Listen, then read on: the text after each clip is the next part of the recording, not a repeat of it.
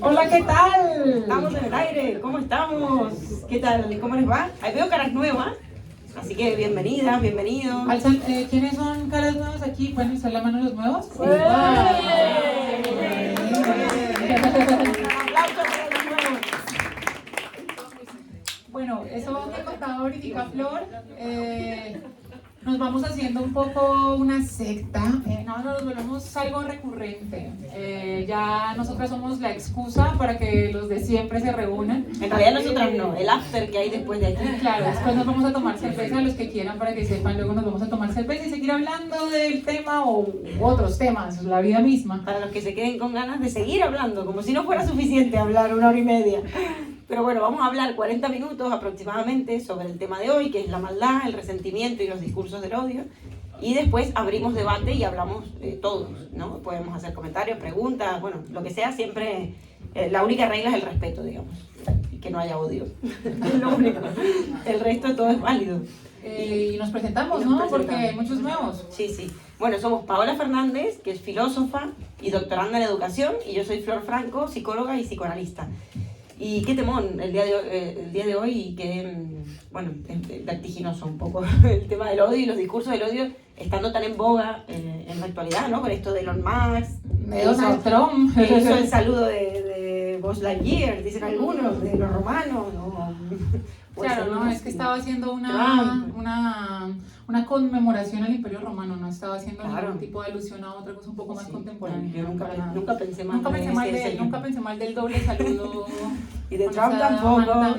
Y Milei en Argentina, esto también. Creo que Milei es, diría que más paradigma o paradigmático del tema del odio en la contemporaneidad, quizá que el mismo Trump, porque esta es mi opinión personal, ¿no? De cuando lo escucho hablar, se escucha ese odio, ¿no? Esa violencia un poco también en cierta tonalidad de la voz. Trump por ahí quizás es más cínico, yo lo veo un poco más desde ese lugar, obsceno incluso, pero digamos que bueno, el odio lo tiene, pero más disimulado. Bueno, y podemos empezar a hacer como un poco etimologías para hacer distinciones. Por favor. Bueno, el odio viene de odium, que significa aversión o antipatía. De alguna manera es una búsqueda de una aniquilación de un otro también, digamos, viene incluida dentro de la misma acepción, aun cuando sentimiento, porque es, de hecho, más adelante hablaré que hay un filósofo que se llama Baruch Spinoza que hace como una asociación de las pasiones y da como resultado el odio un tipo de asociación de pasiones, de emociones, pero de alguna manera está en relación a un otro y a su supresión, no necesariamente físicamente, pero sí como su anulamiento de lo propio. Y por su parte el mal tiene dos etimologías, una de malum, que significa un daño o una desgracia, y de mel, que significa algo inadecuado o deficiente. Es decir, el mal lo podemos relacionar dentro de como un orden moral, que digamos es el que más nos convoca y quizá más abordaremos, pero también está relacionado con aquello que está inadecuado, dañado, no completo, adolece del bien en tanto completud. Total. No, estaba pensando en el odio y esta relación con el otro, ¿no? Es cierto que de alguna manera, y en estos discursos del odio lo vemos, lo que se rechaza siempre es la otredad, porque también es cierto, empezamos hablando y ya nos metemos un poco en temas álgidos, pero hablando de Milei, de Trump, de Elon Musk, ¿no?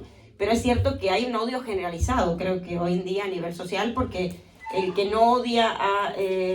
yo qué sé, como al progre, al de la agenda, o al que sigue la agenda woke, al que tal, también odia al rico o al empresario, es decir, hay como una especie de rechazo a la otredad o a aquel que pueda llegar a pensar diferente o cuestionar ciertos speech contemporáneos, porque de alguna forma creo que los discursos hoy se han cerrado tanto en sí mismos que se han convertido en algo tan totalitario que parecen casi speech repetidos de memoria un poco, ¿no? Y el odio no solo precisa al otro, sino que hace existir al otro.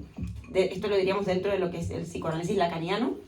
El odio hace existir a un otro, porque funciona solo y en tanto hay un otro enemigo ante el cual anteponerse y contra el cual enemistarse y a la vez generar lazo social dentro de unos pocos, que esto lo hemos hablado mucho en otras tertulias, en las cuales, bueno, tanto a nivel individual como a nivel social, siempre se ha tendido a buscar esa táctica, ¿no? o a encontrarse con esa especie de estrategia de encontrar un enemigo en común para unirse unos pocos, o unos cuantos, en realidad, en el caso de las guerras, en el caso de los conflictos bélicos.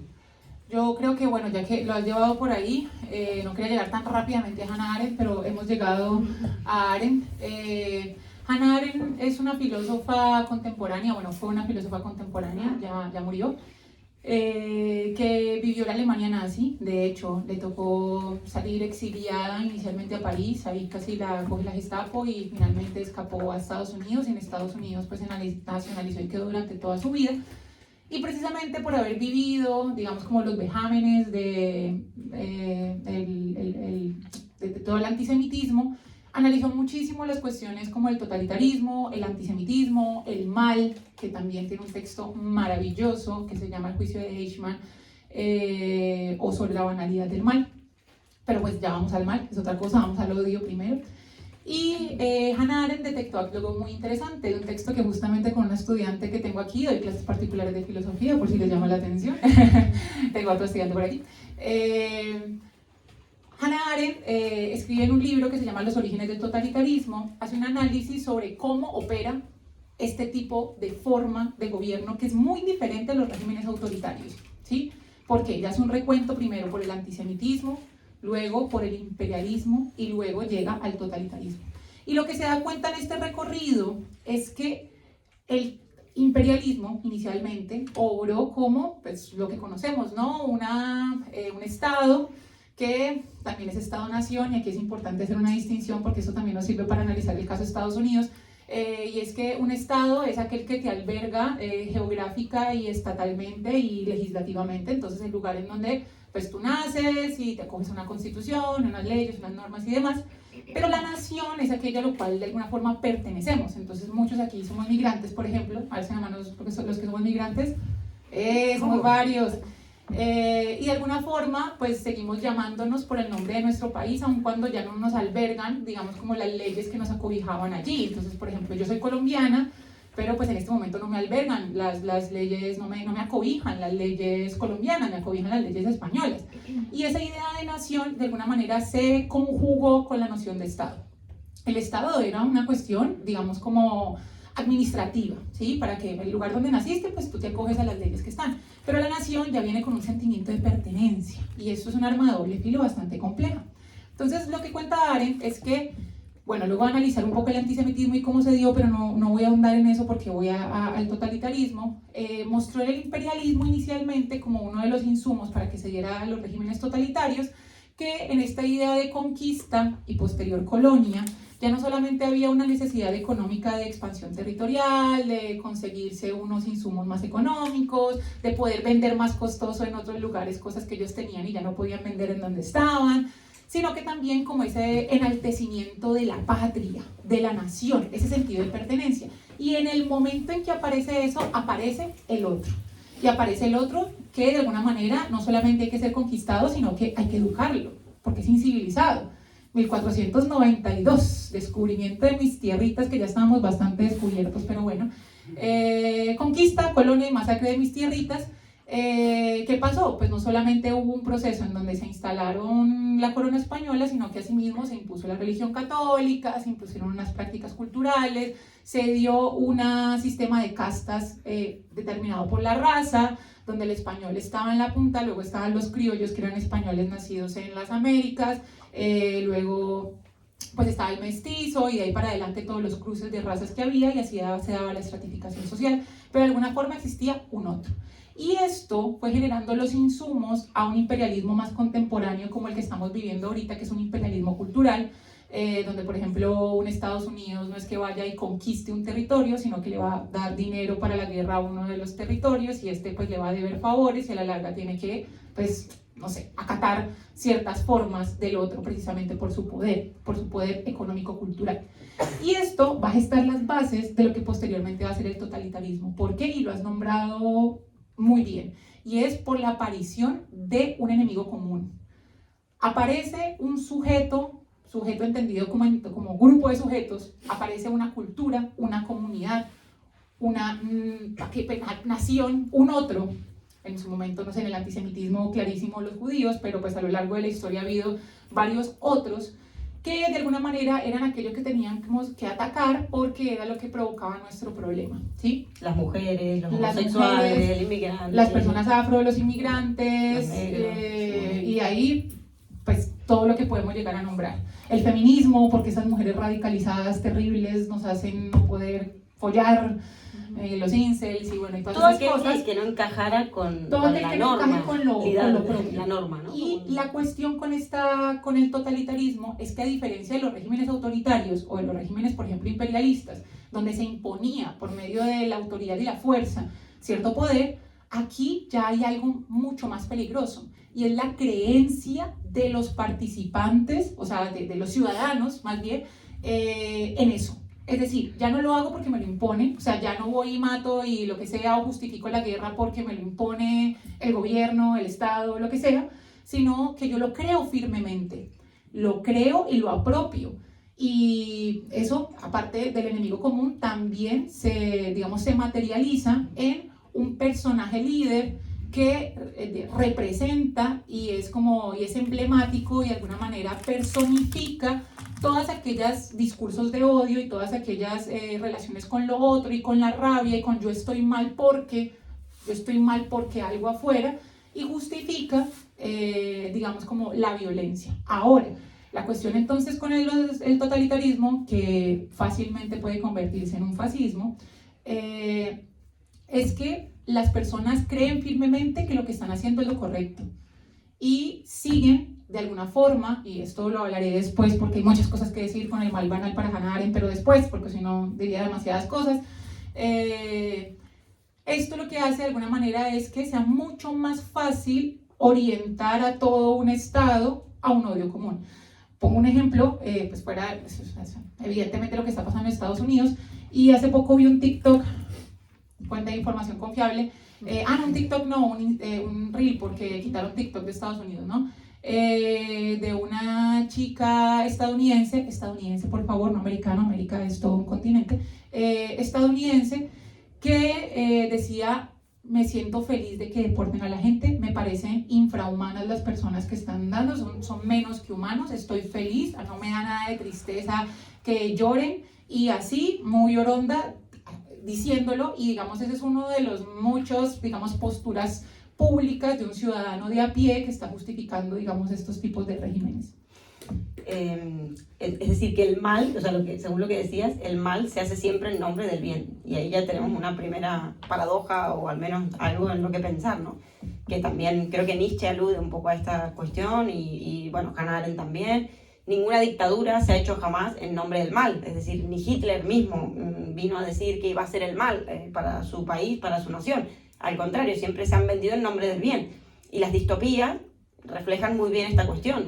Nosotros, por ejemplo, de Eugénie Samiatin, que siempre la nombro aquí porque es como el padre de la distopía en el que se inspiraron Huxley y Orwell, es excelente porque realmente es una narrativa que va en torno a el bien, pero el bien instaurado sobre la salud. Es decir, todo un discurso que va en torno a la salud. Es decir, todas las medidas que se hacen, entre ellas, por ejemplo, prohibir el libre albedrío a la hora de tener relaciones sexuales, es algo muy escandaloso, diríamos hoy en día, pero tampoco quizá tan lejos. Hay que pedir un permiso al ayuntamiento para poder tener relaciones sexuales con alguien. Las personas no tienen nombres, tienen números, son dígitos, es decir, un poco nos aproxima a algo de la era digital en algún punto, donde la subjetividad tampoco tiene lugar.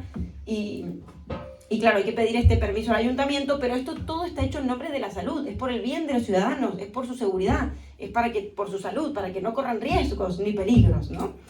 Entonces ahí tenemos un poco las paradojas. Claro, evidentemente en nosotros se plantea un panorama sumamente dictatorial y de totalitarismo absoluto. De hecho, gobierna un Estado único. Y creo que es un libro que refleja, yo cuando lo leí, que fue en la pandemia, pensé en que, guau, qué actual, ¿no? O sea, lo que más me venía a la cabeza era como, hay cosas que me hacen pensar que están, muy actualizadas, obviamente, dentro de lo que es la ficción y tratando de leerlo en esos términos, pero cuánta verdad hay en la ficción, ¿no? Y bueno, un poco eso por un lado. Siempre el mal se hace en nombre del bien. Y bueno, la voluntad de poder, ¿no? O sea, también siempre en el individuo. Recién hablábamos con Luciana. Yo trabajo con niños muy pequeños, entre otras personas, pero tengo niños muy pequeños, y de 0 a 5 años. Y la maldad si se quiere, se ve desde el momento uno. Y cuando no se ve maldad, hay preocupación por los padres muchas veces, ¿no? Ella no se defiende, en el cole le quitan las cosas y no pone ninguna defensa, no hace nada, no dice nada, deja que le saquen todo, deja que le peguen. Es preocupante eso también, ¿no? Entonces, hay algo de una cierta, entre comillas, maldad, que en algún punto va a ser incluso hasta necesaria para sostenernos en el mundo, se podría decir. Pero antes de entrar en la maldad, Lacan nombra 3 pasiones del ser. La ignorancia, sí, se vive muy feliz en la ignorancia, esto todos lo sabemos. El odio y el amor, ¿no? O sea, que el odio es una pasión del ser. El odio es algo pasional, algo que, bueno, nos hace sentir cosas muy vivas y bueno, como con mucho fuego. El odio dicen que es la única emoción o sentimiento que une también a las personas, porque el amor es más bien un let it be, un dejar ser, un aceptar al otro como otro. En cambio, el odio genera apego, es decir, más que unión, en el sentido sano, quizá del término, el odio genera una especie de apego, de fusión, de ilusión, de fusión, en la cual creo que hoy en día hay un espejismo, también a través del cual creemos que nos podemos unir. Es decir, hoy nos unimos en torno al odio. El voto castigo, por ejemplo, en Argentina, ¿se votó realmente a Milei o se votó en realidad en contra del socialismo porque nadie quería que volviera a ganar después de tantos años? El famoso voto castigo, que es el voto resentido. No sé, aquí quizá pasó lo mismo o ha pasado en otros sitios también.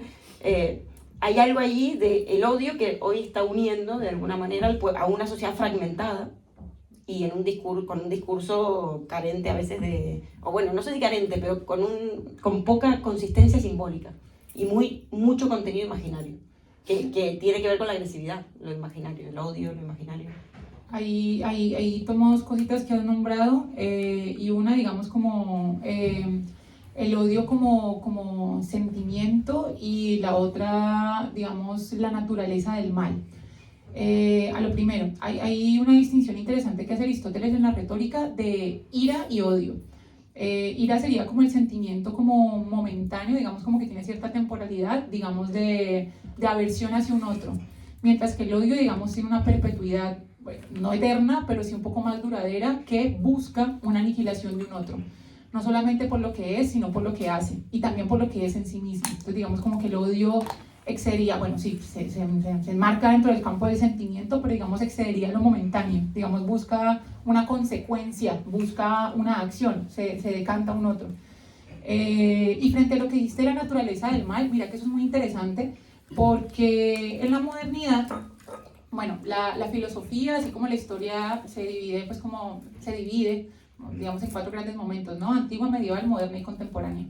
Y en la modernidad, después de haber pasado el medioevo, 10 siglos, donde pues hubo filosofías, San Agustín, Santo Tomás, Guillermo de Ockham, Escoto, San Anselmo, o sea, hubo filósofos, pero digamos volcaban un poco su filosofía en torno a la teología, y cuando de alguna forma se separa un poquito la iglesia del Estado y empieza la ilustración, los filósofos como ¡epa!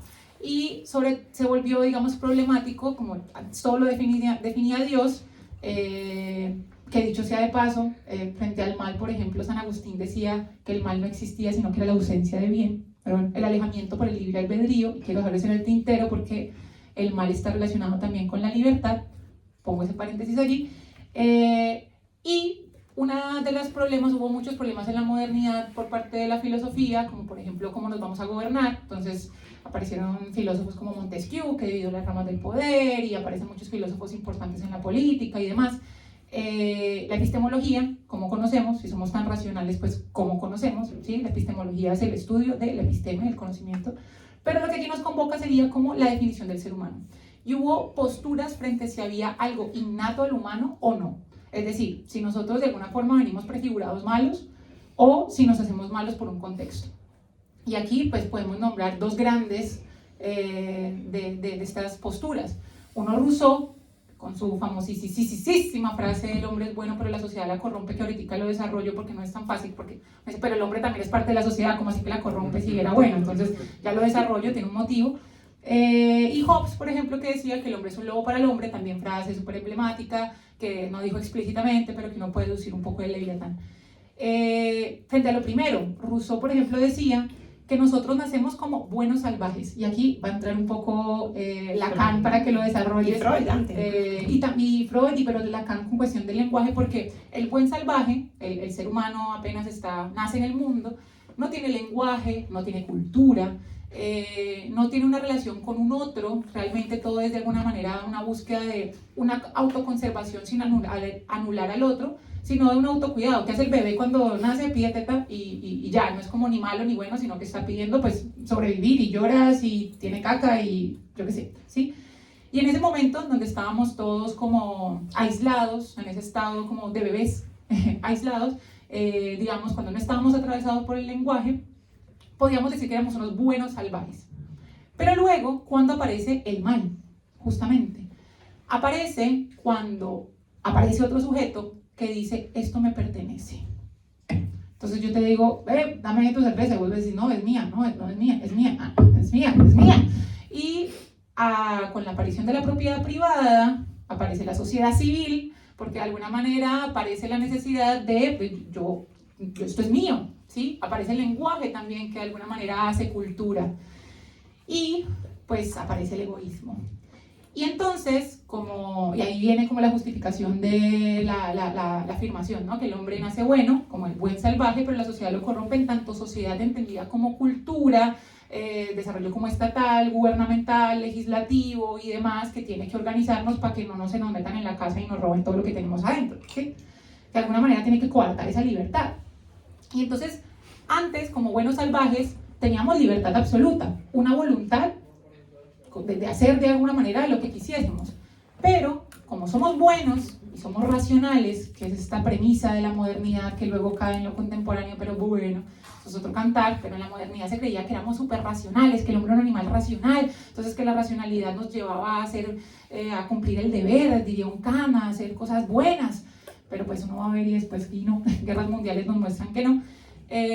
Pero entonces decidimos voluntariamente renunciar un poquito a esta libertad que tenemos particular por una voluntad general, por medio de ciertos acuerdos para poder respetarnos el uno al otro, porque si no nos podemos hacer daño. Como un pacto, el pacto entre hermanos. Exactamente, el contrato social, de ahí su famoso libro del contrato social.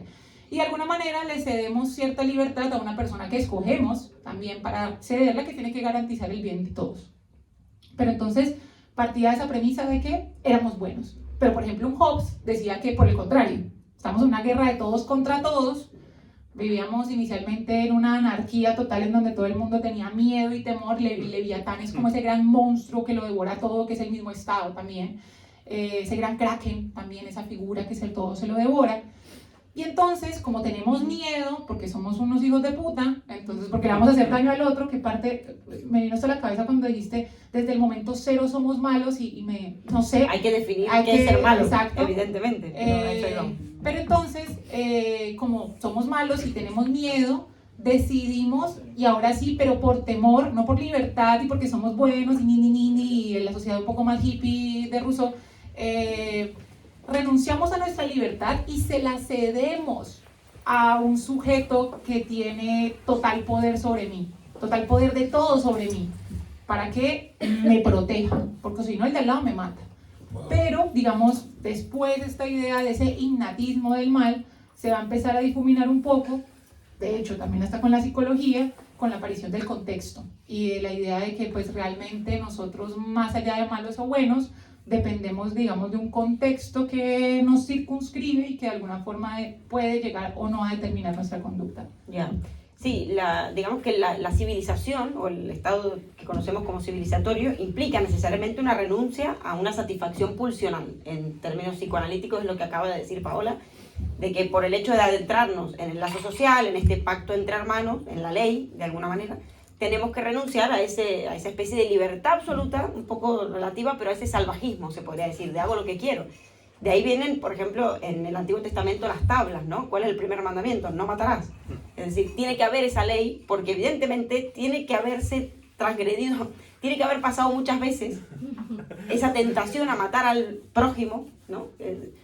Para que se tuviera que instaurar esa ley en algún punto. O sea, hay una ambivalencia también con la ley o con la ley cultural, ¿no? Y por supuesto el lenguaje, que es quien va a introducir la ley.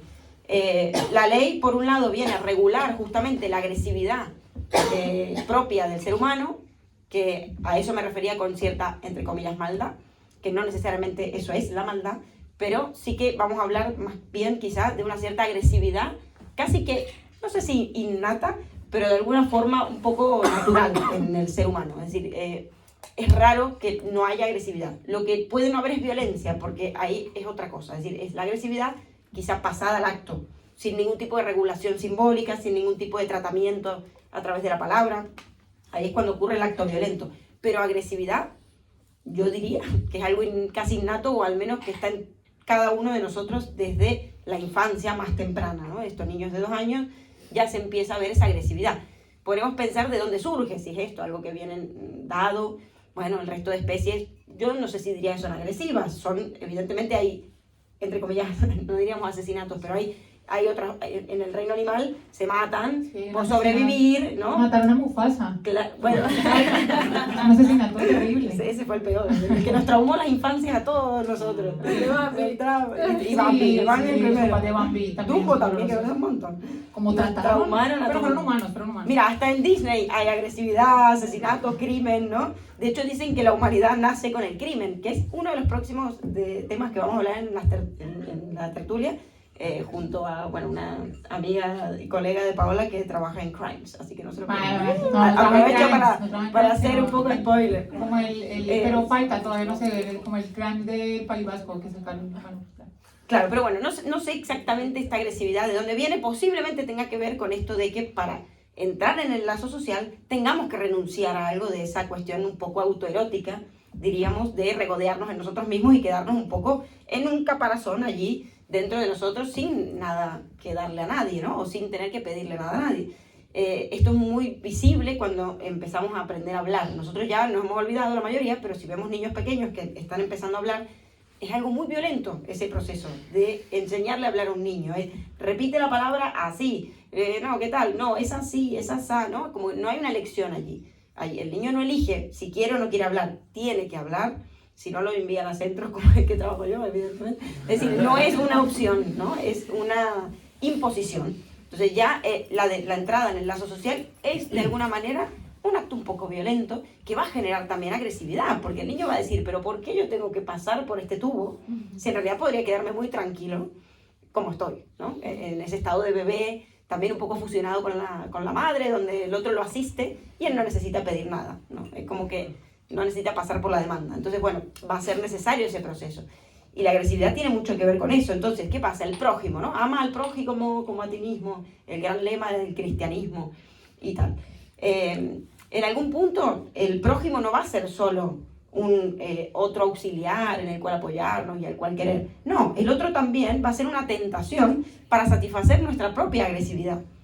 A modo de explotación, a modo de, yo qué sé, fuerza de trabajo, a modo de usarlo sin su consentimiento, humillarlo, asesinarlo, acribillarlo, etc., ¿no? O sea, como eso va a venir también en una relación dual con esta cuestión. Entonces, la agresividad yo creo que no se trataría más de eliminarla o hacer de cuenta que no existe, que es como un poco la cuestión cristiana, que Nietzsche va a criticar tanto y va a decir que en realidad en el fondo del cristianismo hay un gran resentimiento y un odio tapado, disfrazado, digamos, y que de hecho va a decir que el resentimiento es la fundación de la moral.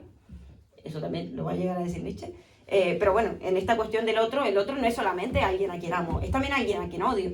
Y esto se ve en Caín y Abel, en estos dos primeros hermanos, el hijo mayor de Eva, que asesina a su hermano, que es su prójimo, evidentemente, el único prójimo en ese momento en el mundo, según el mito, con el cual, a la vez que crece y se compara y se enriquece, a la vez también compite y rivaliza y luchan por el amor del padre, ¿no? Y el reconocimiento del padre. Entonces, esto se va a dar, yo creo que siempre en las sociedades. Eso va a estar ahí en la base.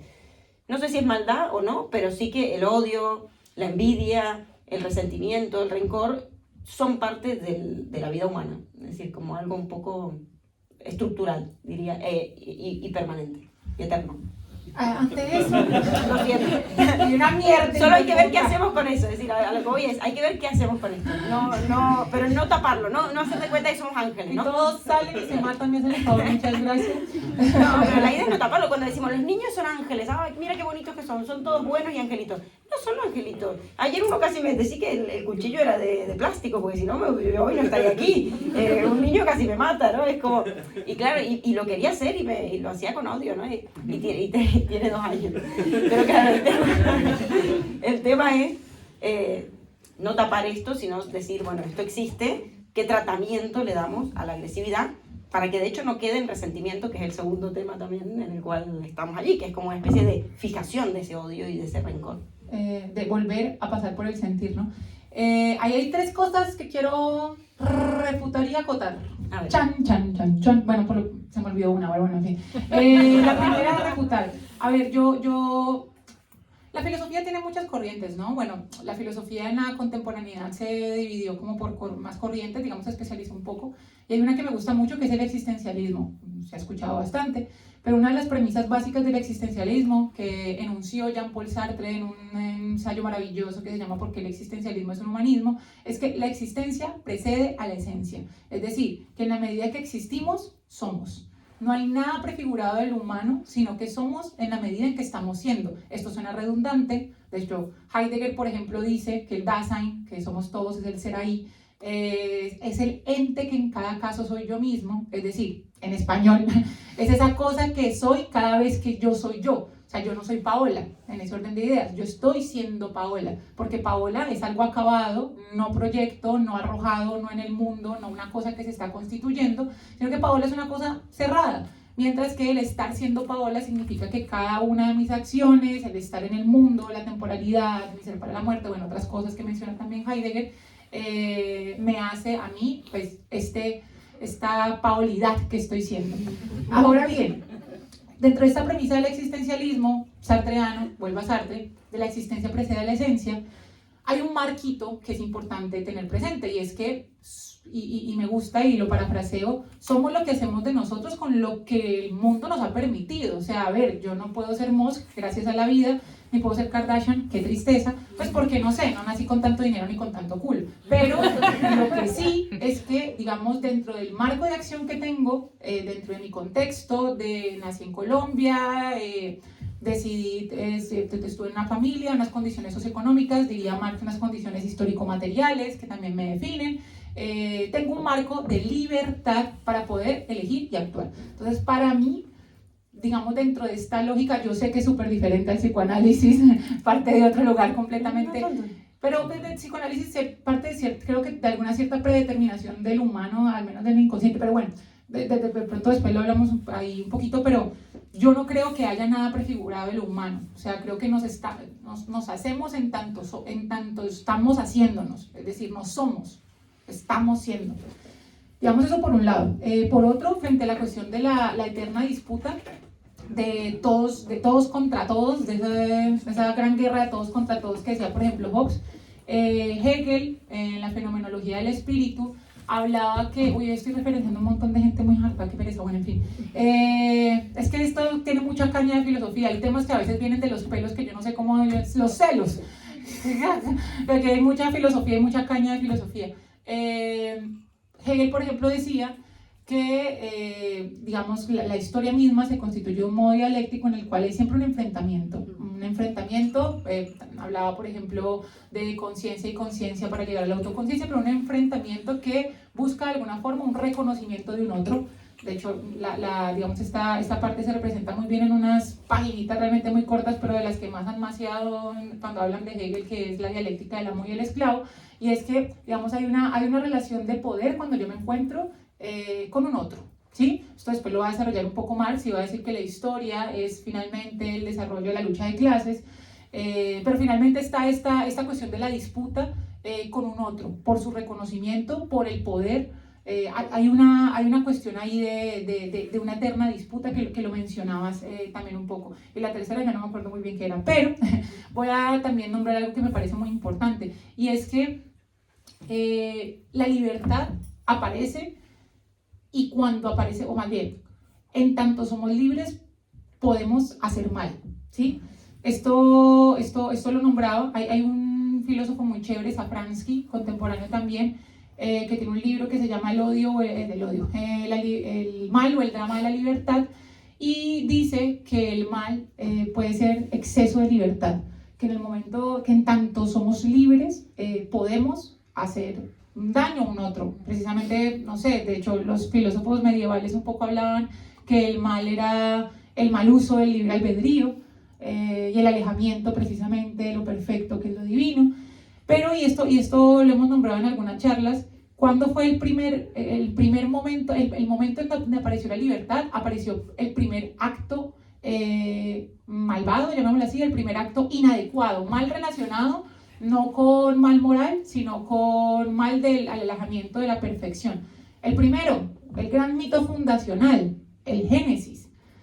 Estábamos libres y en pelota, felices, andando ahí sin ninguna hojita ni nada, ahí andando beringos por todas partes, yo con mis palabras colombiañolas, desnudos, estábamos desnudos y felices y comiendo lo que nos encontrábamos y cazando cosas y todo era para nosotros. Y en un momento nuestro Señor Dios dijo, de aquí no comas. De hecho, normalmente se le llama, ¿no?, la manzana, ¿no?, del árbol del conocimiento. No accedas al conocimiento, es lo único que te pido. La ignorancia, una de las pasiones del ser, ¿no? Y estás en el mundo, y todo esto es tuyo, excepto esto, que es el conocimiento. Y pues lo primero que hicieron, bueno, Eva, pero porque alguien tenían que poner como otro para que hubiese odio, claro está, y después de eso, supuestamente por eso es que sufrimos en el parto y tenemos menstruación, gracias mito fundacional. Y el resentimiento contra la mujer. El resentimiento contra la mujer es que si Eva no se hubiera comido la manzana, esa Eva. Y entonces, en el momento en que apareció la prohibición, apareció la libertad. Y con la libertad apareció la posibilidad de errar. Claro, es que durante muchos años en la Edad Media se cuestionaba y se decía, ¿no? Si Dios creó todo, es el creador de todo, el universo y tal, entonces también es el creador del mal, ¿no? Y en realidad San Agustín ahí viene a decir esto. Bueno, no, Dios no ha instaurado el mal ni el pecado, pero sí que es verdad que ha otorgado el libre albedrío, ¿no? Y en ese sentido la elección o la posibilidad de elegir el mal. Ahora, ¿qué es el mal? No lo hemos definido hasta ahora, llevamos 36 minutos de charla. Y evidentemente tiene que ver, seguramente tiene que ver con el discurso de cada época también. Es decir, podemos hablar del mal, como hemos dicho hasta ahora, relacionarlo con el rencor, con la agresividad, con el crimen, con el crimen como paradigma casi que del mal o de la maldad, pero en realidad no hemos definido el mal en sí mismo, ¿no? O qué es la maldad. De hecho, lo que es malo en una época puede ser considerado no tan malo en otra, o esto de jugar a hacer el bien a través de hacer el mal, pero a través del discurso del bien y tal, ¿no? O sea, está llena de paradojas, pero sí que creo que hay que contextualizarlo en función del discurso de una época, es decir, de una cadena temporal significante que es el discurso de cada tiempo, ¿no? Y para cada uno qué es el mal o qué es el bien. Ahora, es cierto que se puede elegir en muchas ocasiones ir en contra de lo socialmente correcto o de lo que creemos que es bueno para la comunidad. El ser humano está lleno de ese tipo de cuestiones, ¿no? El egoísmo, y hoy en día vivimos en una época muy egoísta, yo diría, ¿no? Esto de que se habla tanto del narcisismo, de una época en donde, bueno, hay tanta competencia y uno, bueno, hemos vuelto un salvajismo, ¿no? Una especie de salvajismo de asfalto, ¿no? De la jungla de asfalto, creo que hay una película que se llama así, en donde todos estamos luchando un poco contra todos para que cada uno le vaya bien y se ha perdido el sentido de lo comunal. Entonces, nos podríamos preguntar si ahí hay actualmente más maldad o no lo sé. Pero bueno, para no dejar detrás el tema del resentimiento, que está muy conectado con el tema de esto que hablamos de la maldad, hay algo muy interesante en el resentimiento que es una cuestión temporal, diríamos, ¿no? El sentir y miento. O sea, hay tres cosas interesantes en la palabra resentimiento. El nos remite a un volver atrás, a una cuestión del no poder seguir adelante y quedarse fijado en un momento, una injuria, un daño, una situación, ¿no? Hay algo allí de quedarse infinitizado, podemos decir, congelado en el tiempo. En un sentir también, que tiene que ver esto con un daño, con un enojo, con un rencor, y en un miento también, tiene que ver con un miento, como todo sentimiento, porque engaña de alguna manera. ¿A quién engaña? Al resentido, diríamos, porque en realidad rencor, por ejemplo, es una palabra que la etimología viene de muchas cosas, pero entre otras de podrido, de putrefacto, de algo que se estanca y no se mueve, ¿no? Esta cuestión de quedar fijado allí. El rencor tiene que ver con eso. Entonces, claro, ¿quién se pudre allí?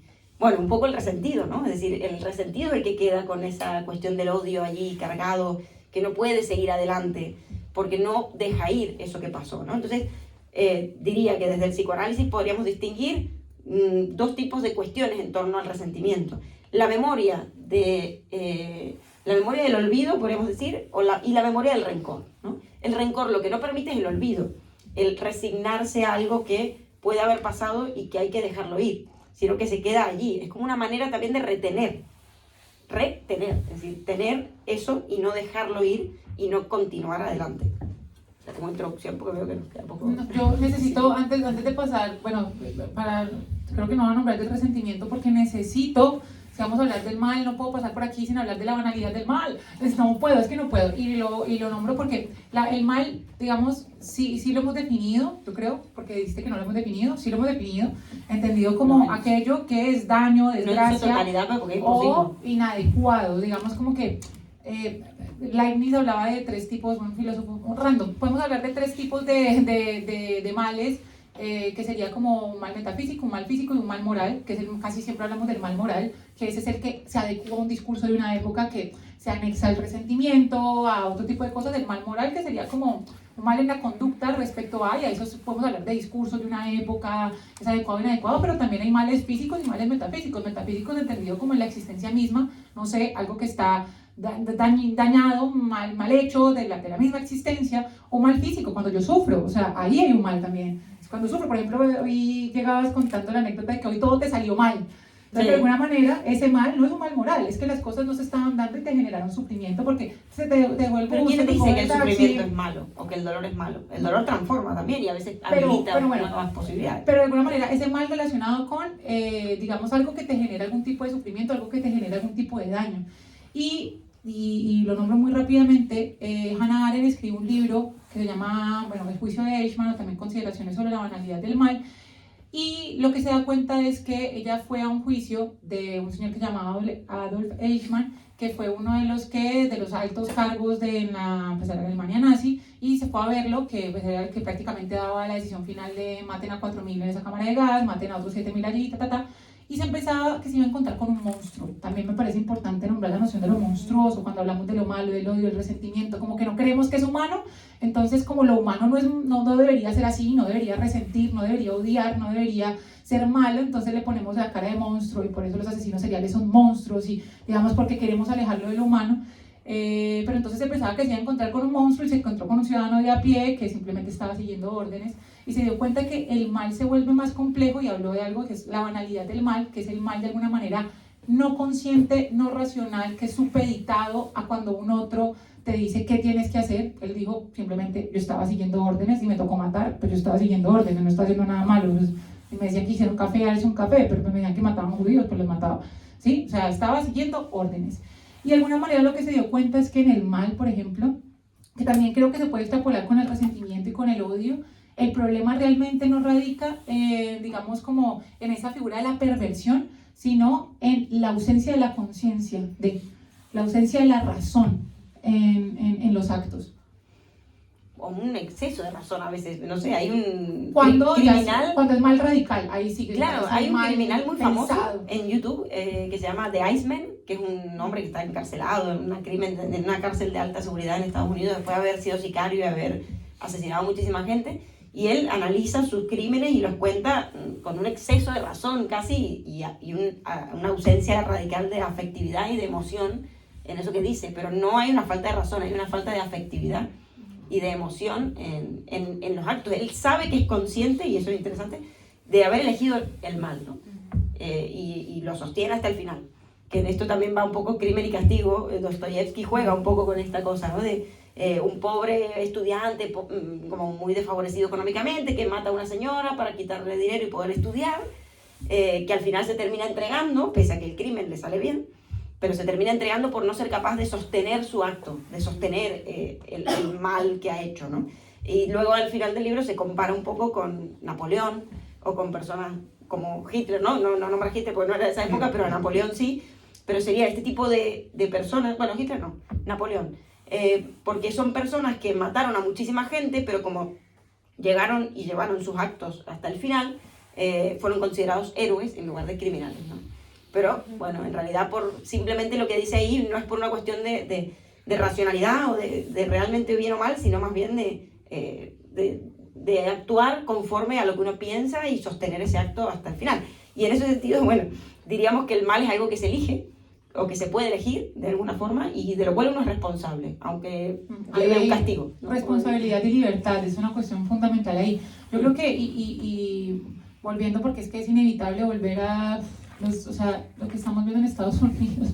Y, por ejemplo, mi país lo vivió con toda Colombia porque somos de los pocos países en Latam que tenemos un presidente de izquierda, y como iban a deportar un montón de gente, lo primero que dijo, se llama Gustavo Petro, el presidente de Colombia, por citar un caso, lo primero que dijo fue como, bueno, a ver, primero las personas inmigrantes sin procesos, digamos, de papeles y demás, no son ilegales o no son, digamos, criminales, simplemente son personas que no tienen papeles, y por eso queremos un trato digno para ellos, y nada, o sea, no vamos a recibirlos como nos los van a enviar. Y Donald Trump dijo, si quiere eso, le respondió diciéndole, pues te aumento 25% los aranceles y te dejo de dar subsidios. Y hubo un silencio por parte del gobierno y luego salieron a decir, mira, te aceptamos lo que nos estás pidiendo, o sea, literalmente nos bajamos a que nos las metas doblada porque no podemos hacer nada más, y precisamente así funcionan las lógicas imperialistas y neoimperialistas. Que fue bastante complejo, pero bueno, eso por citar un caso que me imagino que en varios países de la TAM se dieron casos, y eso también va a afectar a la Unión Europea y demás, obviamente. Pero digamos que en estos discursos de odio que precisamente perpetúan también un resentimiento, ese volver a pasar por el sentimiento de yo estoy mal y estoy mal por un otro, yo considero mi nación superior más allá del Estado y los límites estatales que están por haber nacido en un lugar geográfico, sino que esta es mi nación, América para los americanos. De alguna manera es, digamos, esa legitimación del odio, en tanto el otro me puede hacer daño, en tanto el otro, como es otro, pues tengo que alejarlo y tengo que protegerme y tengo que preservar lo que es mío, y que eso es bastante complejo, y que lo estamos viendo en discursos de ultraderecha que cada vez se van montando más al poder. Total, y a la pulsión de muerte. También hay algo en el resentimiento de un quedar anclado en la pulsión de muerte, esta cuestión del no dejar ir, del no poder renunciar a algo, ¿no? O sea, de quedar como muy ahí atrapado en esa dinámica, yo creo. Y sí, hoy se ve mucho ahora. Yo creo que obviamente hay un odio al otro en general, el otro encarnado por el trans, por el migrante, por lo que sea. Pero yo creo realmente, me tiro la pileta y esto para el debate, que hay un odio generalizado contra el pobre, lo voy a decir así, contra el precarizado, porque no es el inmigrante cualquiera. Les puedo asegurar que a los irlandeses de Estados Unidos nadie los saca, a los daneses que van con dinero tampoco, y aquí tampoco. De hecho hay leyes en España y en Estados Unidos estoy segura que las deben haber. Aquí, por ejemplo, hasta hace unos años, ahora debe ser un importe más alto, me imagino, por los precios de las propiedades. Si alguien viene del extranjero y compra una propiedad de más de 500.000 euros, le dan automáticamente la residencia para que viva en este país. Entonces, automáticamente no es un inmigrante sin papeles, ¿no? Entonces, creo que hay una cuestión también generalizada de una guerra, incluso declarada hacia las personas desfavorecidas económicamente, que son las que están sacando hoy en día de Estados Unidos y son las que no se soportan. Porque te puedo asegurar que a los inmigrantes ricos o con mucha pasta les abren así alfombra roja y Hollywood. Yo estoy completamente de acuerdo. Hay un rencor contra el pobre, porque al final es el que queda por fuera de esta lógica capitalista neoliberal del tener demasiado, tener dinero, tener el fetichismo mercantil del que hablaba Marx, esta idea de que el dinero vale en sí mismo y no solamente por intercambiar por bienes y servicios, esta idea de que el dinero ya vale por tener muchos ceros en la cuenta y pues puta, no por poder comprar muchas cosas con eso. Sí, total. Y el resentido en ese sentido es alguien que no puede renunciar a nada, ¿no? Y me equivoqué antes cuando dije, y con esto cierro, la diferencia de la memoria del olvido, dijeron, la memoria del dolor es, no del olvido. La memoria del dolor versus la memoria del rencor, ¿no? Hay algo del rencor que evita o que de alguna forma no deja paso al dolor, que es lo que nos permite en realidad hacer una elaboración de algo que nos causó un daño para acomodarlo en nuestra historia y seguir adelante, que sería lo que nos permitiría continuar, ¿no? No quedar fijados al pasado, porque al final es malo para uno. Más allá de que también hay una paradoja y bueno, el rencor puede ser a veces movilizador para ciertas causas sociales, para, bueno, el feminismo podríamos ponerlo de ejemplo en algún punto, un cierto rencor a veces nos mueve a ciertos movimientos feministas de decir, bueno, no queremos que se repita esta historia, entonces vamos a seguir adelante. Ahora la cuestión es no quedar atrapadas también en ese rencor y poder reconstruir la historia y reescribir la historia. Bueno, amiga, este tema, y eso que nombré la mitad de las cosas que quería nombrar y así todo hablamos hasta por los codos y nosotros tenemos el súper don de hablar mucho y quizá muy rápido.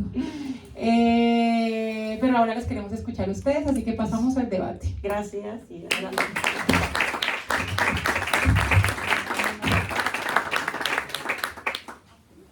Bueno, para contarles, ese temazo. Lo que sigue la dinámica para los nuevos, para los viejos también, no, pues, recordar no está de más, es el espacio del debate. Y les queremos, bueno, esto nosotros después lo subimos a nuestro podcast que se llama Arrabaleras Parlantes para que nos sigan con V de Raval. Estamos en Instagram igual, en Spotify, en YouTube. Pedazo de cuña publicitaria, me escucharon.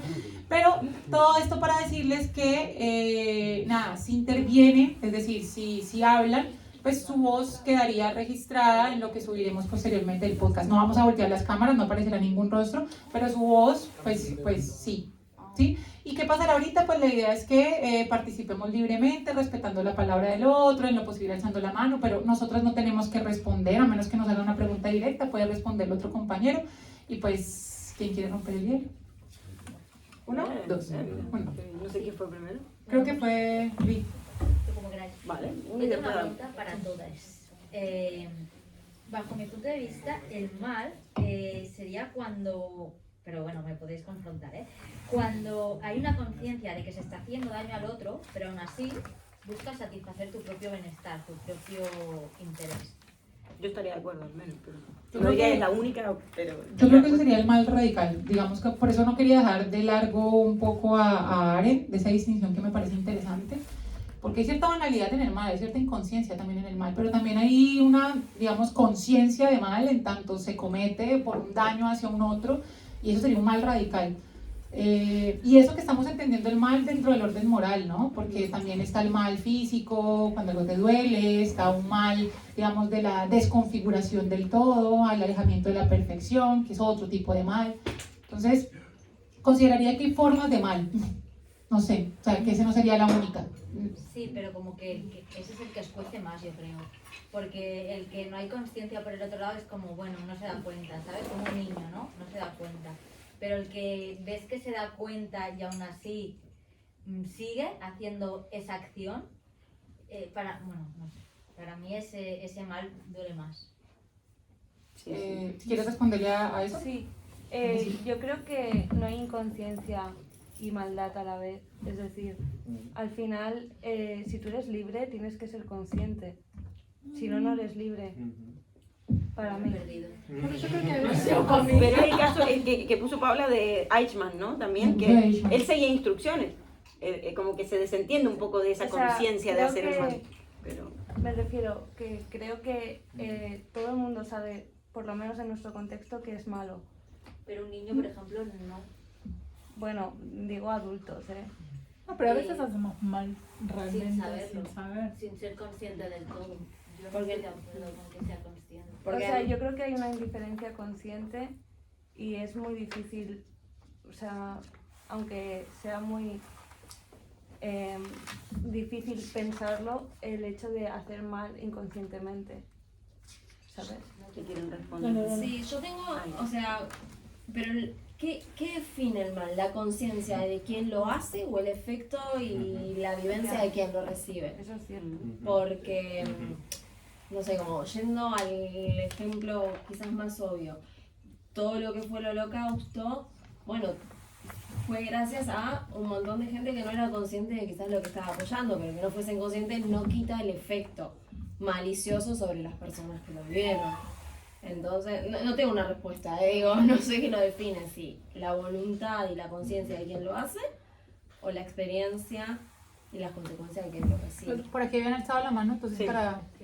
Pero... Yo creo que el mal define la intención, ¿no? Es la intención. Y si bien es cierto, porque mi último pensamiento al respecto y esto está al abasto de todo el mundo para leer, es que precisamente lo que se hace desde la ignorancia, desde la inconsciencia, no, ¿cómo era? Bueno, es que, claro, bueno, no, da igual. No. Es que hay una cuota de mal que viene de la intención, pero a veces, un poco, lo hablaban las chicas al principio, en la intención no hay realmente. La intención no es la maldad, no sé, por ejemplo.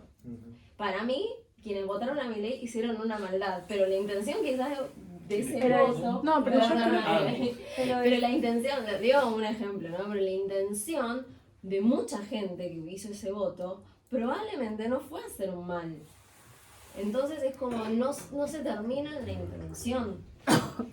No, pero yo creo también que a veces actuamos y no somos responsables de qué va a sentir el otro con nuestras acciones o con nuestras palabras o con lo que hacemos. Entonces, realmente podemos estar generando un daño sin saber porque tenemos contextos diferentes. No estoy hablando, y ahí creo que no hay una intención de hacer daño. Nos Sí. pasa con amistades, con familia, Total. con amigos. O sea, que interactuamos a veces y no estamos buscando hacer el daño, pero lo hacemos. O al contrario, incluso estamos buscando hacer el bien. Total. Pero las cosas se terminan desarrollando de manera tal que tiene un efecto negativo. Sí. Pero también eres responsable de cuando tú haces el mal. O sea, tú también eliges hacer el mal y a veces incluso te gusta. Es decir, Sí. por ejemplo, hay un caso, no sé si conocéis a Gypsy Rose. Es una, digamos, asesina porque mató a su madre, pero su madre le hizo muchas cosas. Ah, la de que estaba mala. Sí, Ah, vale, ya sé cuál es. sí. Bueno, que la madre Estaba enferma. es un síndrome, ¿no? O sea, es un síndrome Sí, que es tiene un la madre, el síndrome, síndrome de- el síndrome de Munchausen. Ujú. Y yo, por ejemplo, como espectadora, pienso, hostia, qué bien que se haya cargado a la madre. Y realmente es una maldad que se la haya Claro, cargado. pero ahí la madre sería inconsciente en el mal que estaba causando, porque al fin y al cabo Bueno, no sé. estaba como, o sea, sería inconsciente porque si tiene ese síndrome, yo pienso que es Puedes como en todo, estar está enfermo, polarizado. pero saber lo que haces. ¿Cómo? Que tú puedes estar enfermo, pero saber lo que haces. Pero si la madre lo ve como un bien para la hija, porque al fin y al cabo le estaban dando dinero, había como ciertas, bueno, hospitales, no lugares sé. que le daban dinero, se hacía famosa en Facebook, además empezaron a ganar dinero por no sé qué. La madre podría pensar, ¿no? que llegaría a tener como antes lo que ha dicho en el holocausto. Yo me imagino a un pavo en el holocausto, ¿no? Un nazi, mirando a través de las vallas y pensando que todo lo que está pasando ahí está bien, pero luego llega a su casa y si su hija se le muere se pone triste. Yo creo que lo que imparte esa diferencia entre esas dos cosas es tu relación con la otredad, ¿no? Con tu relación con lo otro, el vínculo que tengas con ello, si te importa o no te importa. Y el mal es la acción que tú generas a ese otro, ¿no? Tú puedes matar a un niño en el holocausto, te la botelar totalmente porque para ti eso otro está tan lejos de ti que es un muñeco, que no tiene vida, pero a la vez puede ser, Pero bueno, ¿no? estás Porque luego llegas a tu casa, justificando. ¿no? Y cuidas a tu hija igual, no sé, yo lo veo como muy... Creo que, de nuevo, está polarizado como todo, hay bien y mal. hay Al bien y final mal, digo, también blanco y negro, pero- es un problema el tema de la identidad, creo yo, para todo lo que es la sociedad, que ahora estamos muy con la identidad y yo relaciono la identidad con el ego. Bueno, no sé si es así, pero creo que estamos tan metidos en nuestra propia historia que no vemos al otro. Bueno, claro, por eso me refería al tema de tu relación con la otredad, ¿no? Por eso creo que puede ser inconsciente al hacer el mal. Por ejemplo, hay asesinos de niños que teniendo su paranoia... Es que me he visto hace poco una serie que es un serión, True Detective, madre mía. La primera temporada es espectacular, esa serie me encanta. Y el malo está completamente convencido de que la vida que él vive es un círculo que no para de repetirse. Y que él siempre va a acabar haciendo exactamente lo mismo todo el rato. Por tanto lo hace, porque él es solo un esclavo de ese círculo en el que vive, ¿no? Y para él todo lo que hace es, está de puta madre, me voy a cargar aquí a estos niños, yo voy a, matar a esta mujer, me voy a poner coronas de esqueleto, porque yo creo en este dios y todo este rollo, ¿no? De hecho se llama Yellow King, que hay una novela de eso también muy interesante, el rey amarillo, me disperso. Pero la recomiendo también, la recomiendo. ¡Spoiler! No, mire la primera temporada. Pueden empezar desde la segunda si quieren. La primera es la mejor igual. No, pero que lo nombran así, rollo, bueno, esto. Creo que quizás se puede hacer un segundo, como quizás se puede hacer el mal, entre comillas, de tres maneras, por lo que acabáis de decir todo. de manera consciente, tipo, voy a hacer el mal, como el Iceman, ¿no? Este hombre criminal, voy a hacer el mal y me da la pena. De forma, me interesó lo que decía Adam, que al final no terminó de desarrollar la idea, pero dijo, o entre ignorancia e inconsciencia, no es lo mismo. La ignorancia es no se sabe que no se sabe, es decir, no sé que no sé esto, desconozco que desconozco algo. Se puede hacer el mal a través de la ignorancia, ¿no? Por eso la ley siempre opera pese a que no la conozcamos. Porque podemos hacer el mal sin conocer que estaba prohibido hacer esa acción, pero así toda la ley evidentemente repercute sobre eso.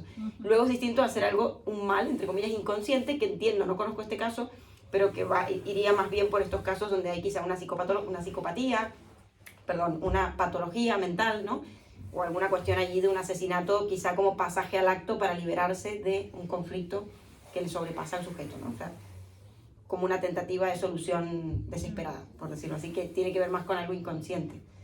Como que se podría quizás hacer de las tres maneras. Yo no creo se que niegan, habría un cuarto que no tiene que ver con la ignorancia, sino con la banalidad, que esto, por eso vuelvo y juego con Aren. Hay una cita que no leí de ella que decía que el mayor peligro no es la maldad extrema, sino la ausencia de pensamiento crítico. O sea, porque claro, la maldad extrema es esta idea de mal que tenemos, del mal consciente, que de alguna manera es muy fácil, entre comillas, de desmarcar, porque uno dice, vale, pensé que el asesino serial, ¿no? Que quería matar y fui y maté y lo hice y lo pensé y lo premedité y crimes. No sé, ese tipo de cosas. Pero la cuestión con la banalidad del mal y por lo que me parece tan chévere, y les súper recomiendo que se lean El juicio de Eichmann, porque es un reportaje periodístico, pero le mete filosofía. Y es muy chévere porque lo que ya ves que ella se imaginó que se iba a encontrar con un monstruo. Y eso que no lo desarrollamos, pero me parece una charla, podemos hablar de lo monstruoso. Pero bueno, que nosotros pensamos en lo monstruoso como lo no humano y por eso ponemos en eso todo lo malo, porque el ser humano debería ser bueno y como entonces no lo es un monstruo. Entonces el asesino es un monstruo, el que hace daño es un monstruo, es lo otro, lo que no debe ser. Pero bueno, ella se imaginó un monstruo, o sea, se imaginó un tipo malísimo, malísimo. Y cuando llegó y se sentó, vio un tipo mediocre. Sí, pero Eichmann era un monstruo. Es como un pedófilo al final. Sí, pero te sentás con él, es una persona normal, pero no deja de ser un pedófilo. Y que Eichmann era un monstruo. Es que, claro, la cuestión aquí es que esto ya da para otra charla, pues la cuestión con la palabra monstruo es la necesidad de quitarle al humano la responsabilidad del daño que comete racional o no racionalmente, entendido esto dentro de las lógicas de la conciencia o el pensamiento crítico o el no, pero queremos llamarlo monstruo precisamente porque nos parece no humano, porque se nos hace algo tan atroz que es que ¿cómo lo hace un humano? No, lo hizo un humano. A mí se me hace, y esto sería para otra charla, que cuando le damos la categoría de monstruo a alguien que ha cometido un daño extremo, de alguna manera lo despojamos de la responsabilidad humana. Entonces le decimos, es que era un monstruo, es que tenía, y eso me parece, yo soy fan de las cosas de asesinos seriales y demás, pero al mismo tiempo digo que es una puta mierda porque normaliza y romantiza al asesino de alguna forma porque lo busca justificar de algún modo, aun cuando digan no se está justificando, se está entendiendo su contexto y uno termina ahí amando al asesino. O sea, es bastante complejo, pero precisamente es esa categoría de monstruo de no, es que él no era humano porque no era racional, ¿sí? Me parece problemático. Pero entonces, bueno, esa otra categoría que también entraría, que diría yo, sería como ese mal banal. Ese mal que Eichmann ella lo describe literalmente como un hombre mediocre, o sea, un hombre cualquiera que, bueno, no sé, pues del común, o sea, que tenía a su esposa, sus hijos, su perro, y que literalmente, un burócrata, lo describe como un burócrata, que literalmente decía, yo estaba siguiendo órdenes, o sea, me condenan, sé que me van a condenar, pero realmente, me le preguntan todo el tiempo, ¿pero por qué lo hacías? Es como, porque estaba siguiendo órdenes.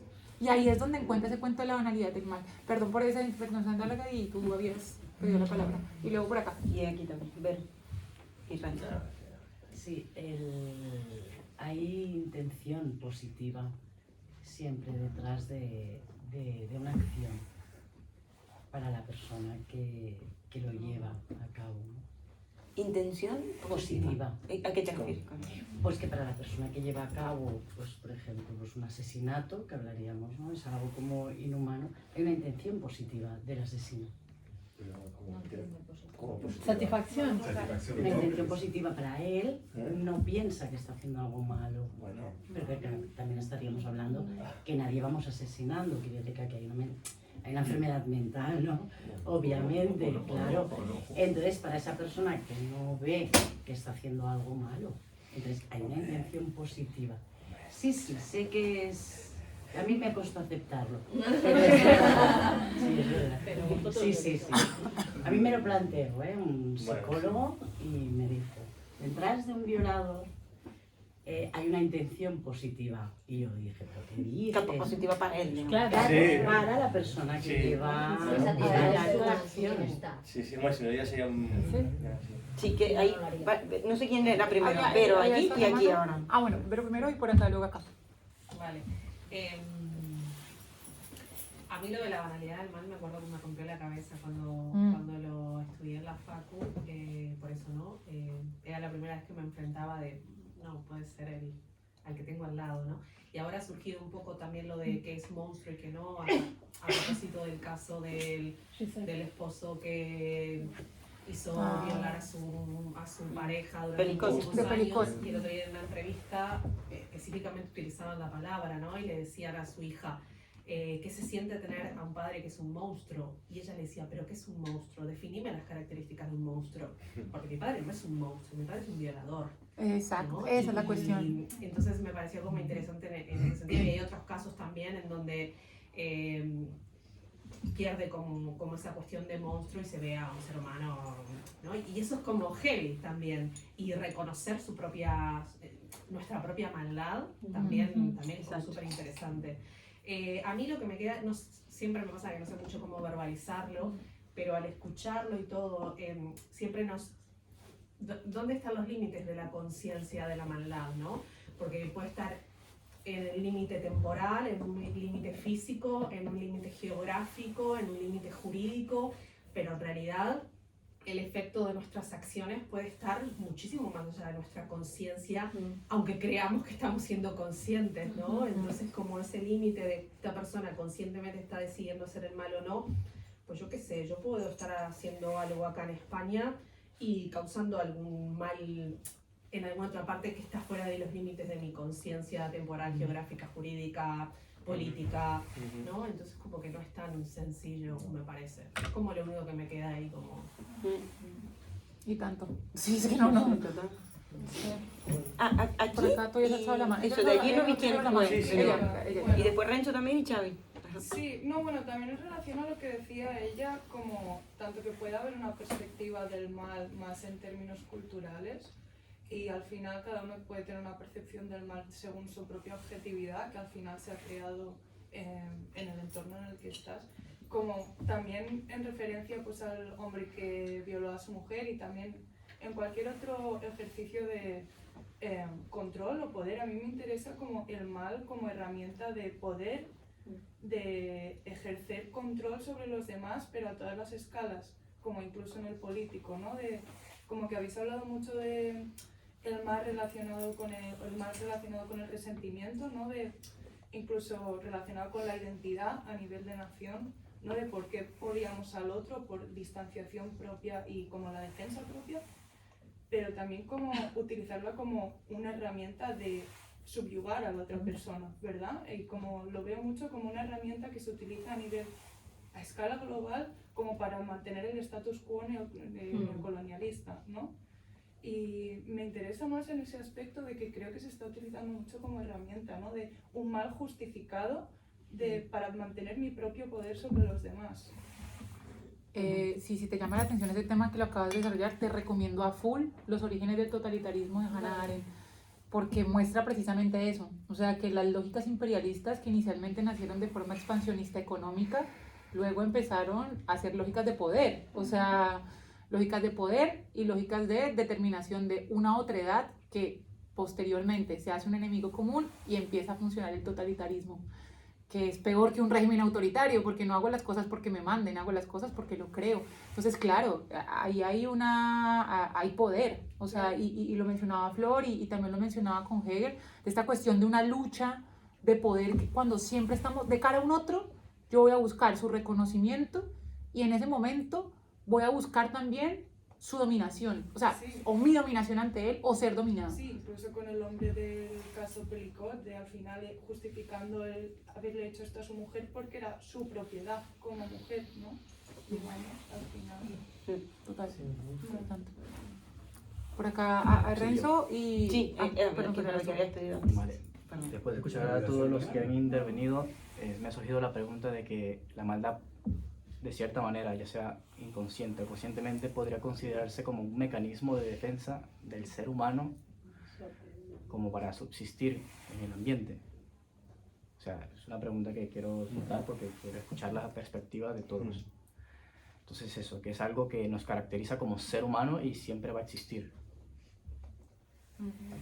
Sí, pero quizás dependerá de qué es lo que cada uno de nosotros necesita necesario para su supervivencia. A veces hay un acto de maldad que tiene que ver con la supervivencia. O sea, matar a alguien en defensa propia puede ser considerado un acto de maldad porque estoy matando, pero hay una supervivencia física. Ahora hay otras personas que necesitan otras cosas para su supervivencia, si se quiere, psicológica, como el caso de este tipo que necesitaba la sensación de propiedad sobre su mujer para asegurar su supervivencia, su identidad de hombre o de todo lo que fuese. Yo creo que más que supervivencia a lo mejor sería su propia pulsión, ¿no? Sí, o la supervivencia del ego, Exacto. todo lo... Exacto. Claro, yo creo que lo que es estructural y permanente en la especie humana es la agresividad, que es leída en términos de maldad, siempre en relación a un otro, ¿no? Como esa agresividad a veces se dirige hacia un otro y termina satisfaciéndose esa pulsión con ese otro a quien se dirige esa agresividad. Y eso es leído en términos de maldad. No sé, yo lo Pero veo ahí. también es interesante que a veces somos incluso, esto me hace mucha gracia, malos con nosotros mismos. Totalmente. Que a veces incluso nos disociamos y hacemos que el otro seamos nosotros mismos y nos tratemos mal. Y... Creo que eso tiene todo que ver con la pulsión de muerte, ¿no? Ahí está que... Por ejemplo, ¿no? Como es cierto, puede ser uno muy bueno con el otro y muy bueno con los demás y muy servicial, pero con uno mismo el peor enemigo, ¿no? Como, es cierto, muy bueno que lo hayas traído, ¿verdad? Por acá, Renzo. Ahora ya me perdí. Bueno, yo quería decir que creo que existe el mal en todo y se necesita solamente el momento oportuno para hacer mal de verdad. Y o la motivación. Porque aquí, por ejemplo, ella dice, en Argentina votaron Milei por hacer el mal. En otro ambiente dirían, votamos Milei por fin porque echamos el mal. O en Estados Unidos dirán, por fin se fueron los woke. Y llegó Make America Great Again. Sí. Y esta mi amiga de Nueva York, que es woke, que me llora todos los días, mira, estoy echando la peña. Entonces, creo que el mal depende con quién estás, haces tribu, y entonces ahí después en los nazis, ¿por qué mataban los judíos? Porque le molaba matarlos, porque según ellos, a nivel histórico, dieron por culo. Por culpa de los judíos y todo lo que estaba en ese momento, Alemania estaba pasando un mal momento, pobreza, gente que murió para la Guerra Mundial, etc. Y lo justificaron. Lo mismo los turcos justificaron la matanza de chipriotas, lo mismo los griegos, o históricamente, sí, podemos justificar mil cosas. O la gran marcha de los árabes, etc. Podemos justificar, dependiendo del momento histórico en que estamos, matanza y victoria. Los rusos liberaron Europa a través de matanza y liberaciones. Los americanos bombardeando Dresden con los ingleses y matando miles de personas. Así que el bien y el mal es subjetivo, dependiendo del lado histórico que estás o tu preferencia. Está esos experimentos en laboratorio donde si hay una persona, un científico, alguien que tiene un poder, Wow, ese experimento es buenísimo. que te dice, mira Neo, electrocuta al pavo, no te preocupes, no pasa nada. Y la gente, seguro, sí, y le dan a saco. También estaba esa performance francesa, artista, que se ponía con una cajita ahí, le decía, tocarme las tetas, hacen lo que queráis. Y en principio la peña, sí, bueno, estaba el listillo, jaja. Y después llegaba la peña que ya empezaba a hacer cosas muy chungas, porque ninguno decía stop. Y así tienes mil ejemplos. A ver, yo creo que existe una semilla del mal que bien cultivada y bien, ¿sabes?, cuidada, puede florecer y te justifica. Total, y volviendo y retomando, digamos, lo que ha dicho Vero y lo que se habló, el tema del monstruo, que me parece interesante y quizás la próxima tertulia vaya por ahí, por lo que veo, y lo que has dicho en torno al odio al judío, por ejemplo, que se ha repetido en otras culturas, otras sociedades, otros tiempos, de otra manera, el odio a una otra edad. Hay algo que, claro, estos monstruos, Hitler, yo que sé, Mussolini, Franco, bla, encarnan en realidad un odio y como que han quedado y de alguna manera nos ha perjudicado a nivel humanidad, creo, que haya recaído sobre solo ese ser una maldad generalizada de un pueblo, por decirlo así, porque el odio del judío no era solo Hitler, Hitler lo representaba, igual que Milei representa un odio contra la casta, llámese como se quiera, lo representa él, pero en realidad hay un 60% de personas, 56% que lo votó Igual a y que Trump lo también votaron. comparte ese odio, como a Trump y tal. Entonces, por eso me parece importante retomar la maldad como algo también humano, estructural y revernos, o sea, para volver la vista hacia uno, no solamente a Hitler. Como ya murió Hitler, entonces ya no habrá nazismo. Bueno, miren, la época nos está demostrando que no estamos tan lejos, quizás, de un totalitarismo, de un fascismo, de llámese como se quiera, incluso habiendo pasado por esa Segunda Guerra Mundial y esa catástrofe. Y hay un filósofo muy chévere que se llama René Girard, que habla del Sí, se me agarra la del deseo mimético, muy rápidamente, y es que de alguna forma todos empezamos a desear como lo mismo, y deseamos lo mismo, y deseamos lo mismo, y estamos como deseando, y necesitamos encontrar un chivo expiatorio, que finalmente es este otro. En el antisemitismo, el judío, que bueno, Hannah Arendt muy bien hace un muy buen recuento de todo el proceso del antisemitismo que no empieza en Alemania, sino que data de mucho tiempo atrás. Pero está este chivo expiatorio que de alguna manera viene a purgar o de alguna manera hacer una catarsis de este deseo colectivo. Y el gran chivo expiatorio de la historia es Jesucristo, pero de ahí para adelante todos, y de ahí para atrás también todos los demás. Siempre volvemos a Cristo. Sí. Perdón. Eso la mano, Xavi. Ah, y Xavi, pero no sé quién primero, perdón. Perdón, Yo tampoco lo sé. Creo que yo, Bueno, Xavi, Santi, Leo y... Vale, Xavi, Xavi, yo vi por acá atrás y vamos cerrando. Bueno, simplemente, a ver, es un tema muy grande. A mí me sorprende, simplemente, me sorprende que no se diga algo que para mí es lo más obvio y poco polémico. Es simplemente que para mí el mal es tan sencillo como el dolor. Tan sencillo como eso. El mal es el dolor. El dolor físico, emocional, el dolor. El dolor. Eso es el mal. Y el bien, pues el placer. Y también puede ser regular la ausencia de bien o la ausencia de... Para mí es Pero el así. placer también puede ser dolor. O el mal puede ser placentero para el que ejerce el mal y doloroso para el que lo sufre. No, bueno, no, para mí no, para mi forma de entender, no.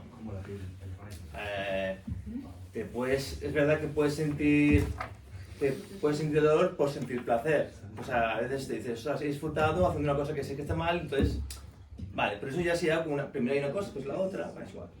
Pero quizás sí que te tomo la parte esta, más allá de que te acabo de no refutar, pero sí decir que esto del mal y que puede ser placentero para el que lo ejerce, pero sí que quizá hay algo de la acción de ejercer el mal que muchas veces surge de una angustia propia, como hace el sádico, que por no reconocer la angustia en sí mismo quiere generarla en el otro, ¿no? Y busca dividir al otro y generarle esa angustia porque él no se la permite sentir, en términos muy generales.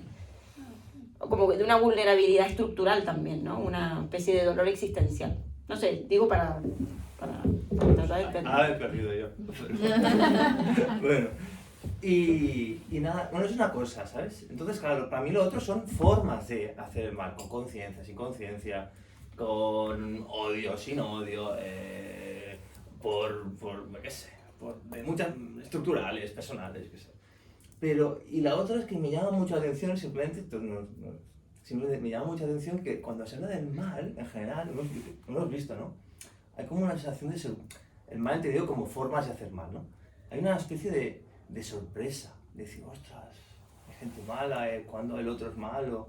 O sea, la gente nunca en general, le cuesta, o sea, la gente en general se ve muy bien a sí misma. Eso me sorprende.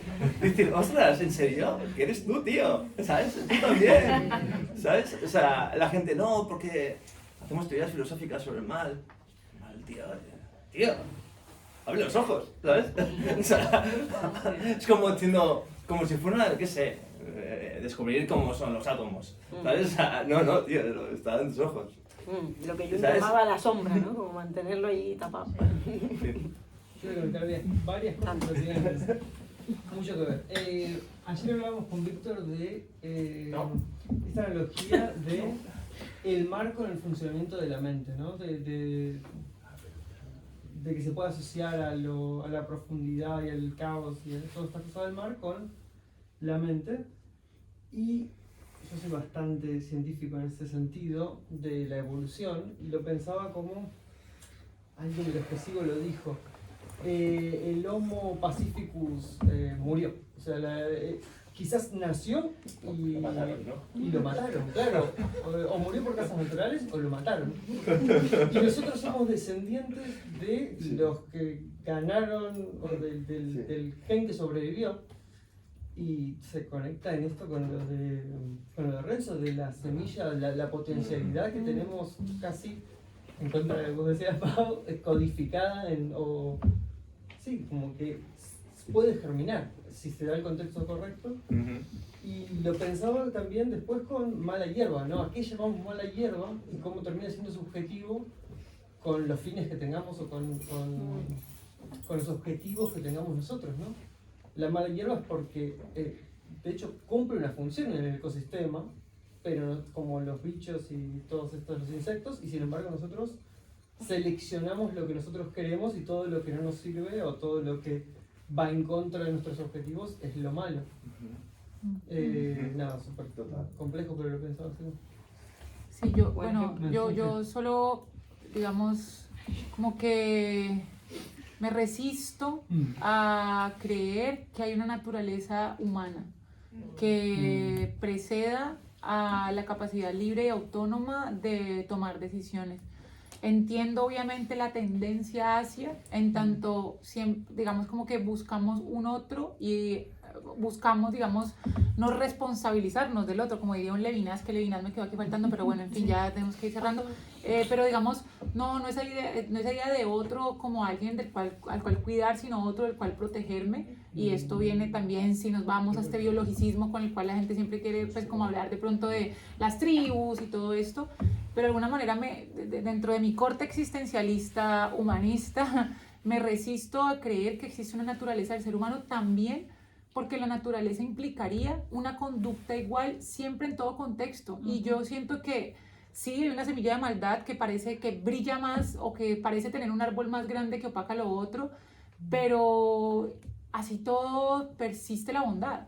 Así todo, no sé, la Dana dañó a Valencia una gonorrea y no hubo apoyo estatal y hubo un centenar de voluntarios y sigue habiendo hasta el sol de hoy.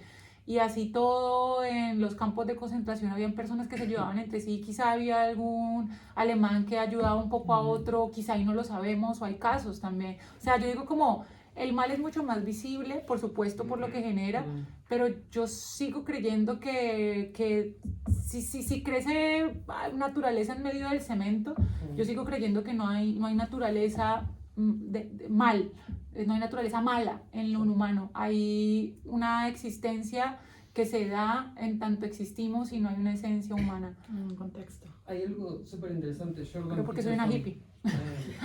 Jordan Peterson, bastante polémico, dice también por el contrario que solo se es realmente bueno si se tiene el potencial, si se conoce el potencial que uno tiene para hacer el mal y elige no ejercerlo. O sea, que alguien bueno, la libertad, que no es capaz de hacer el mal, no es realmente bueno.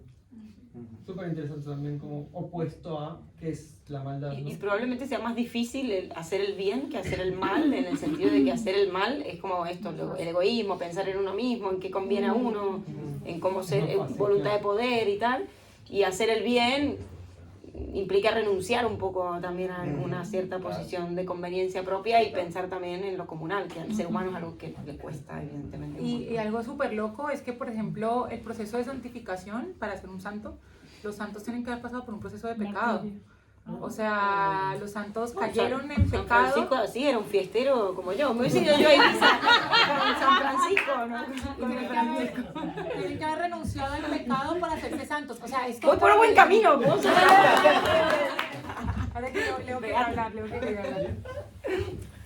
aquí han pedido también. Bueno, yo solo quería dar relevancia a una parte que creo que es importante y no ha salido del todo. Me ha gustado que ha salido el tema del el mal hacia uno mismo, eso está muy bien. Y por eso decía sobre el mal es relativo.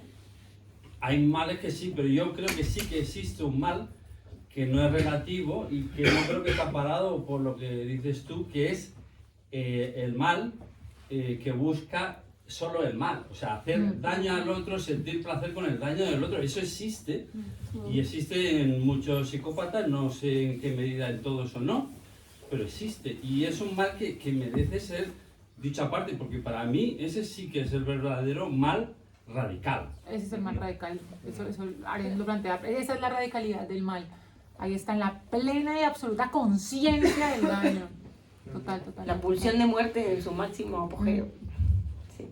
El goce, en otros términos lacanianos. Por acá habían pedido la última palabra y ya tenemos que cerrar, que Ramón nos está haciendo... Ojitos. Ahí, bueno, también estoy hablando de esta señora que mató a su madre. Salió esta serie en Netflix, la de Jeffrey Dahmer, ¿vale?